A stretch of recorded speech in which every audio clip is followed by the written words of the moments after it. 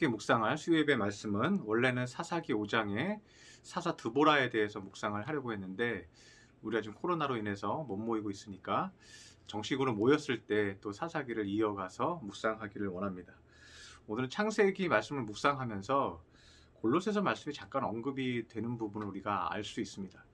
그래서 골로새서 2장 23절부터 29절 신약성경 324쪽에 있는 말씀을 묵상하면서 우리가 어려움과 고난을 어떻게 그 고난의 기간이 길어질 때 어떻게 잘 감당하고 이겨낼지 생각하는 시간을 좀 갖기를 원합니다. 골로새서 1장 23절에서 29절 말씀을 읽어드리겠습니다. 만일 너희가 믿음에 거하고 터 위에 굳게 서서 너희 들은 바 복음의 소망에서 흔들리지 아니하면 그리하리라. 이 복음은 천하 만민에게 전파된 바요 나 바울은 이 복음의 일꾼이 되었노라. 나는 이제 너희를 위하여 받는 괴로움을 기뻐하고 그리스도의 남은 고난을 그의 몸된 교회를 위하여 내 육체에 채우노라. 내가 교회의 일꾼 된 것은 하나님이 너희를 위하여 내게 주신 직분을 따라 하나님의 말씀을 이루려 함이니라. 이 비밀은 만세와 만대로부터 감추어졌던 것인데 이제는 그의 성도들에게 나타났고 하나님이 그들로 하여금 이 비밀의 영광이 이방인 가운데 얼마나 풍성한지를 알게 하려 하심이라. 이 비밀은 너희 안에 계신 그리스도시니 곧 영광의 소망이니라. 우리가 그를 전파하여 각 사람을 권하고 모든 지혜로 각 사람을 가르침은 각 사람을 그리스도 안에서 완전한 자로 세우려 함이니 이를 위하여 나도 내 속에서 능력으로 역사하시는 이의 역사를 따라 힘을 다하여 수고하노라. 아멘. 오늘 본문은 우리가 어제 새벽 예배 때 창세기에 나타난 감추어졌던 생명나무가 바로 예수님이라는 것을 우리가 공부를 했습니다. 그 장면이 오늘 본문에 26절, 27절에 나오고 있습니다. 이 비밀은 만세와 만대로부터 감추어졌던 것인데 이제 그의 성도들에게 나타났다. 예수 그리스도를 의미한다고 했죠. 그래서 그 생명나무는 하나님께서 감추셨어요. 그래서 아담과 하와도 선악과를 따먹은 이후에는 먹을 수가 없었던 그 생명나무를 우리가 먹을 수 있게 되었다는 것을 의미한다고 말씀을 드렸습니다. 오늘 보면 23절에 보면 만일 너희가 믿음에 거하고 터 위에 굳게 서서 너희 들은 바 복음의 소망에서 흔들리지 아니하면 그리하리라고 말씀합니다. 이 소망에서 흔들리지 않는다는 말은 무슨 말입니까? 어순을 바꾸어서 설명을 하면 흔들릴 만한 상황에서도 흔들리지 않으면 그것이 소망이라는 거죠. 그래서 흔들릴 만한 상황이 우리에게 올지라도 우리의 환경이 흔들릴 만한 어려운 환경일지라도 흔들리지 않는 것이 믿는 자의 소망이라는 거예요. 우리가 축구 경기를 보면 어제 아르헨티나와 한국이 연습 경기를 하는 것을 보았습니다. 2대2로 이제 비겼죠. 이럴 때는 우리가 어느 정도 예측할 수 있죠. 그리고 기대하면서 보게 되죠.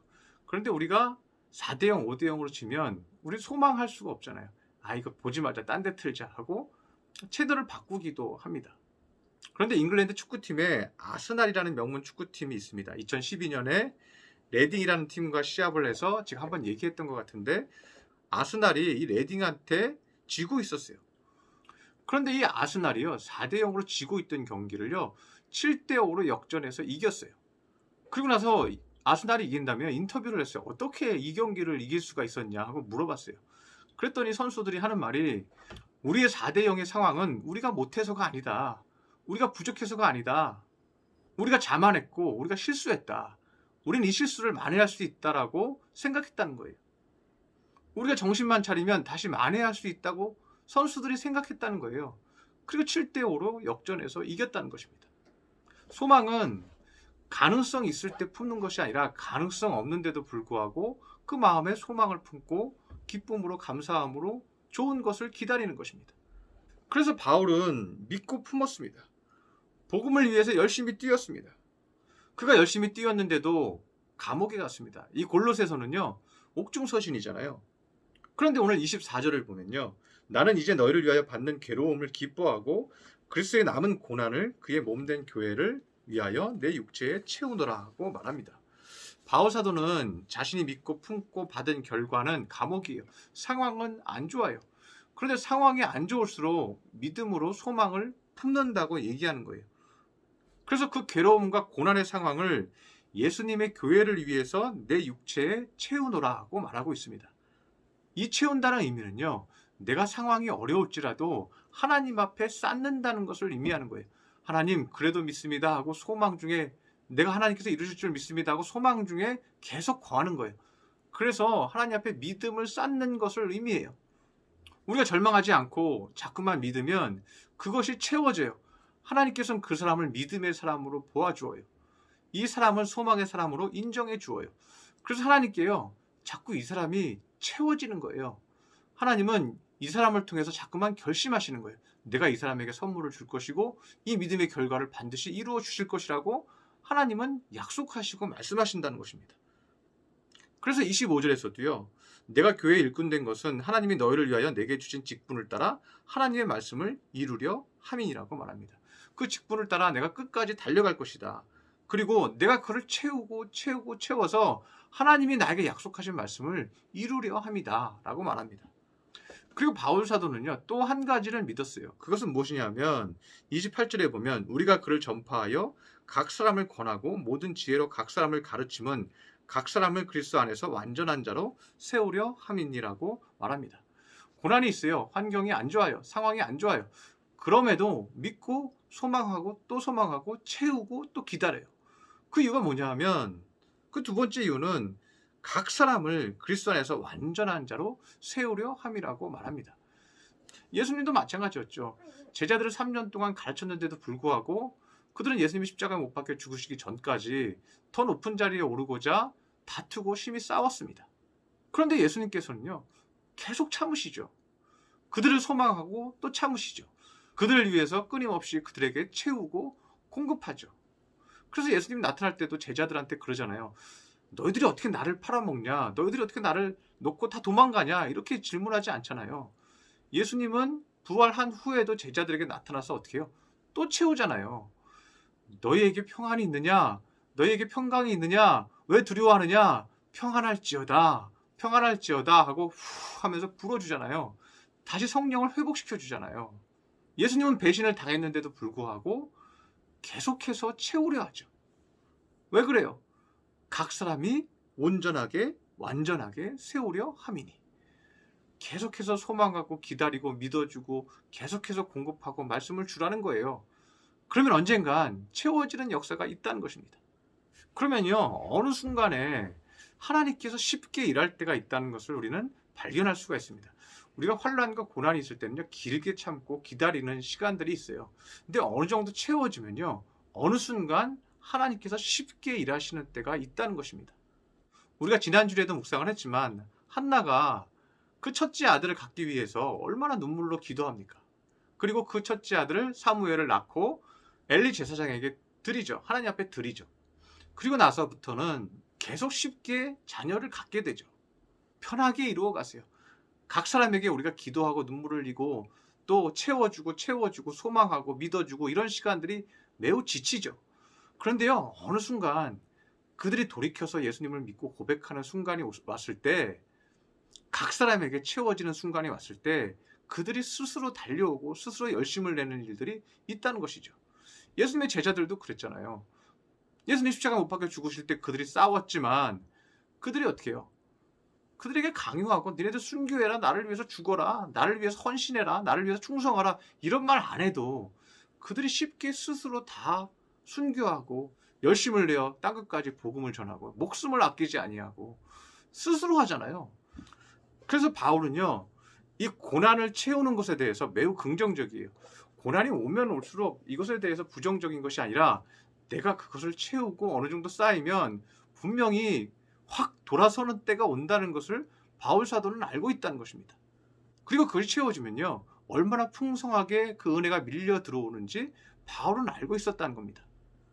우리가 새벽에 사도행전 말씀을 묵상했지만 바울 사도가 로마로 재판을 받으러 갈 때 장로들이 가지 말라 그러죠. 그 배를 타면 위험할 것이라고 얘기를 하죠. 그런데 바울 사도는 그래도 가야 한다고 얘기를 하죠. 장로들을 설득하면서 그래도 가야 한다. 거기에 고난이 있는 길인 줄 알지만 그래도 가야 한다. 그리고 그 배를 탑니다. 그 배를 통한 고난은 컸습니다. 먹지도 못하고 배는 흔들리고 멀미하고 토하고 얼마나 괴로웠겠어요. 그런데 그 일로 인하여서 어떻게 해요? 거기 있는 죄수들이 다 하나님이 축사한 떡을 먹게 되죠. 그리고 모두가 바울의 말을 듣게 되죠. 모두가 멜리데 섬으로 들어가서 거기서 토인들의 도움을 받고 바울의 도움을 받고 하나님의 은총을 입죠. 그 다음부터는 어떻게 해요? 하나님이 계속 막 채워줘서 일하는 거예요. 배 타고 나올 때도 토인들이 배에 먹을 것들을 다 실어주잖아요. 그들이 버렸던 것을 하나님께서 다시 채워주십니다. 끊임없이 소망하고 끊임없이 믿으면서요, 그걸 자꾸만 채우세요. 고난이 있어도, 환경이 안 좋아도 믿음을 채우시고 소망을 자꾸만 채우세요. 그러면요, 어느 순간 넘치도록 하나님이 역사하시는 때가 온다는 거예요. 어느 순간 쉽게 하나님께서 공급해 주는 때가 온다는 거예요. 어느 순간 그 사람이 내가 얘기하지 않아도 달려나와서 예배드리고 기도하고 스스로 하나님을 사랑하고 믿음을 가지는 때가 있다는 것입니다. 믿음과 소망을 끝까지 채우시기를 바랍니다. 그리고 하나님께서 풍성한 은혜를 주시는 그날을 모두 맞이하시기를 바랍니다. 그렇게 감당하는 귀한 믿음의 성도들 되시기를 축원합니다. 기도하겠습니다. 할렐루야. 사랑과 은총이 충만하신 주님, 오늘 바울 사도가 환경이 어렵고 상황이 어렵지만 어떻게 그 고난을 이겨내는지, 또 그것을 끊임없이 내 마음에 채우고 내 심령에 채우고 다시 믿고 또 채우고 공급하였습니다. 그럴 때 하나님께서 풍성하게 주시는 은혜를 바울 사도가 체험하게 되었습니다. 주님, 우리가 고난이 있을지라도 그것을 인하여서 불평하지 않게 하여 주시옵소서. 상황이 바뀌지 않을지라도 또 믿음을 보이고 또 소망을 보여서 하나님 앞에 채워드리게 하여 주옵소서. 그것을 하나님께서 보시는 그때에 그것이 다 채워졌을 때 주님께서 공급하실 것입니다. 주님께서 풍성히 채워주실 것입니다. 그렇게 열매 맺고 하나님 앞에 감사드리는 믿음의 권속들 삼아 주시옵소서. 귀한 말씀 주시니 감사드리며 예수님의 이름으로 기도드렸습니다. 아멘.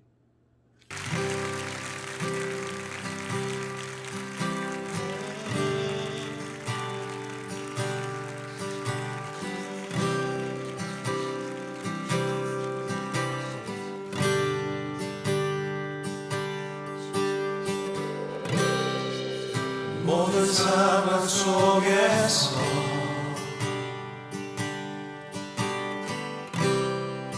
주를 찬양할지라.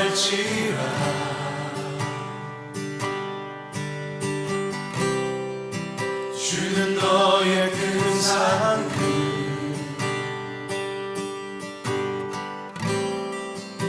큰 도움이시라.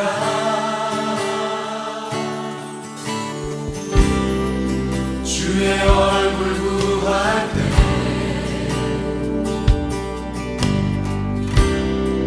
주의 영을 부으사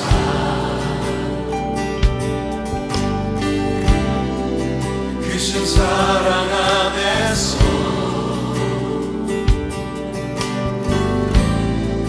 주를 보게 하소서. 확정되고 확정되었사오니 내 영혼이 확정되고 확정되었사오니 믿음의 눈 들어 주를 바라봅니다. 내 영혼이 확정되고 확정되었사오니 믿음의 눈 들어 주를 바라봅니다.